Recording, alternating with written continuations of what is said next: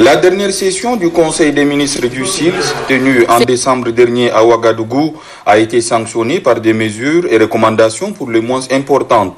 Elles ont été portées à la connaissance de la première dame Hinda Déby Itnou par le ministre d'État, ministre de l'Agriculture et de l'Élevage du Niger, Albade Abouba, accompagné du secrétaire exécutif du comité inter-État de lutte contre la sécheresse au Sahel, SILS, Dr Djimé Adoum.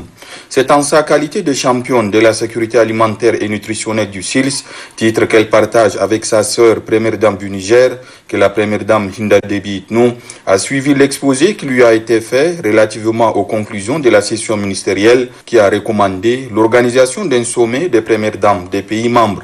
Il s'agit d'une démarche inédite, se félicite le haut responsable nigérien. Il y avait une recommandation qui était très forte. C'est celle de l'organisation d'un sommet des premières dames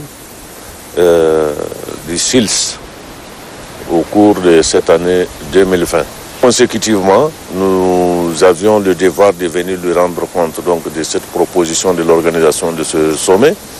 Et nous avons au préalable aussi rencontré la première dame du Niger, son Excellence Madame Malika Issoufou, qui nous a donc recommandé de venir également rencontrer son Excellence Madame Hinda Déby Itnou pour lui rendre compte donc de propositions sur l'organisation concrète donc de ce grand événement.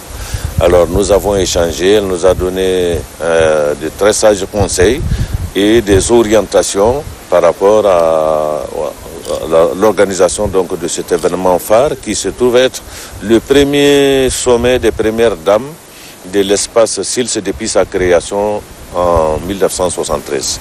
Des aspects techniques et de l'organisation pratique du sommet, les deux hauts responsables ont pu obtenir avis, conseils et orientations de la première dame Hinda Déby Itnou. En l'impliquant dans le mûrissement du projet et sa conduite, le SILS entend faire de la première dame une défenseur de la cause en plaçant la problématique de la malnutrition au cœur de ses actions.